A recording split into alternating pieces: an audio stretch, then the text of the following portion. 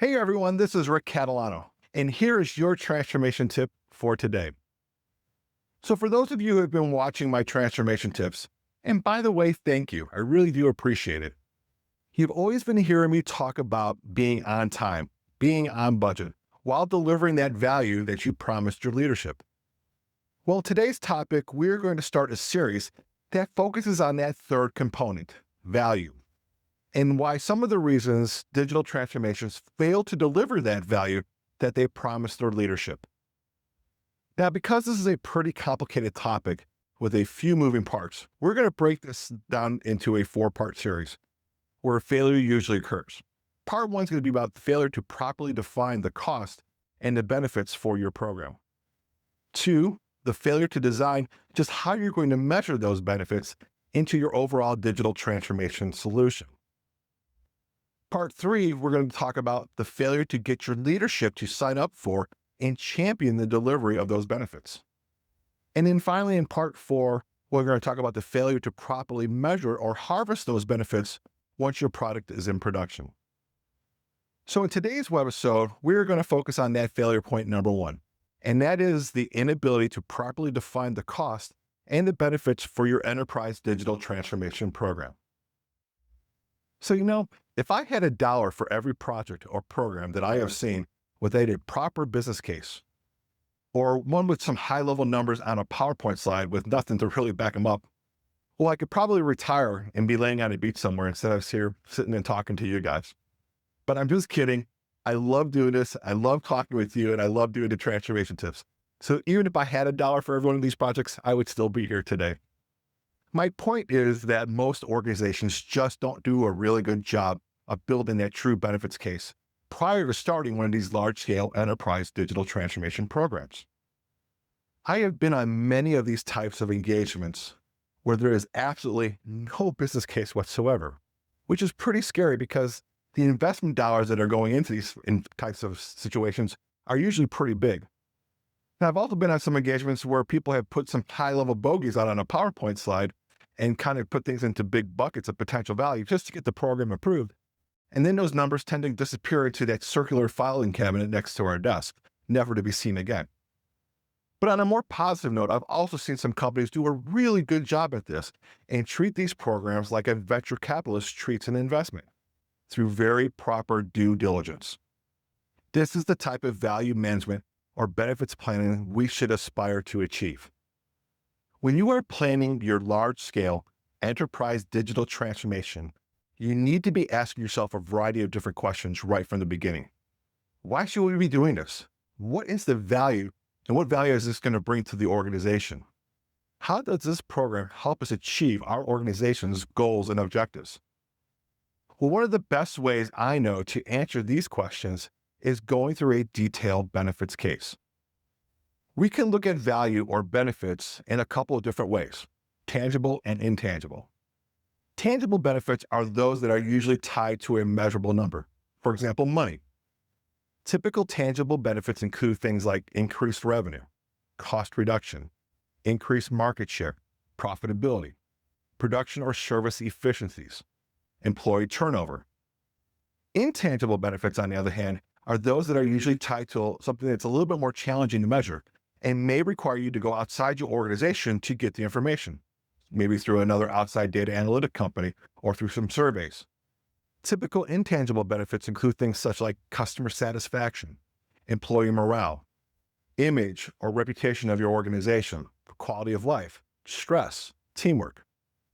As part of your due diligence, you need to go out and find all the potential benefits that you can think of that your program can deliver and start documenting that estimated value and how it's going to apply to the organization into quarterly buckets. The first quarter of benefits could materialize is usually the quarter of or the quarter after your product goes live. Now, for estimating purposes, I would not put a fiscal year just yet. I would just start going with go live quarter plus one, go live quarter plus two, and so on and so on to document the benefits based on a 5 to 10 year forecasted plan, somewhere between 20 and 40 quarters. You're going to do this for all the tangible and intangible benefits. Now, at the same time, you're going to do something very similar for all your anticipated program cost. Program costs are traditionally easier to define and typically fall into two different categories: labor and non-labor. Your labor costs are what you imagine are associated to your employees that you plan on participating in your program and take into account their entire compensation packages, their salaries, vacations, bonuses, time off, etc. Now, companies tend to use what I call a blended rate per hour for all their employees or by employee roles for estimating purposes. Non-labor costs, on the other hand, cover just about everything else, including your consultant's time, software purchases, hardware, SaaS licenses, marketing, office supplies, any additional workspace that you have to purchase or rent that's going to be dedicated to the program. You kind of get the drift. Now, similar to your planning, you're going to go and forecast these costs into the proper quarterly buckets based on the estimated duration of your program. Again, for estimating purposes, I would not put a fiscal year just yet. I would start with the program start quarter, program quarter +1, program quarter +2, and so on. Now, once you have all this information, then the fun really begins. You get to dust off all those accounting and finance things that you learned in college, or start working with your finance team within your organization to start building the calculations to help your leadership make the investment decisions for your organization. With this information, you should be able to calculate things such as your program's return on investment, the payback period, the internal rate of return, the net present value, and then also perform a cash flow analysis.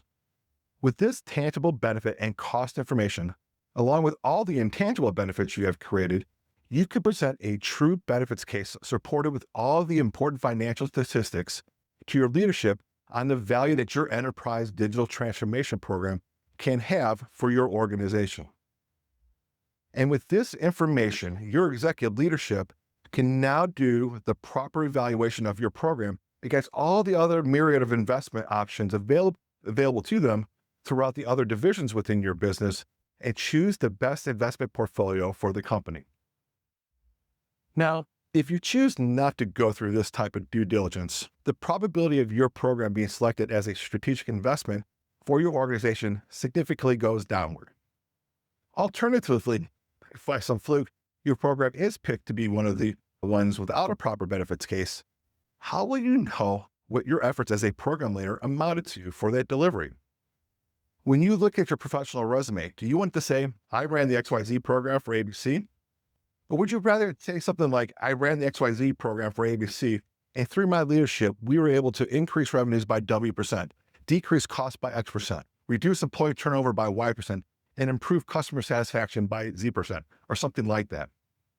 We have built these capabilities right into our Amigo platform. As part of every program, you are afforded the opportunity to build a detailed cost-benefit forecast for up to 10 years in the future with all the financial calculations necessary to put your program in the best position for ultimate program selection. I would love to tell you more about this, so why don't you click on the link below and schedule some time with either me or one of my partners where we can share with you our thoughts on how you can determine your optimal benefits and value for your digital transformation. Thanks for your time today. Please feel free to share this webisode with your friends and your colleagues. And don't forget to come back for part 2 of this series, where we start talking about designing your benefits measurements and capabilities within your enterprise digital transformation. Thanks again, and we'll talk to you soon.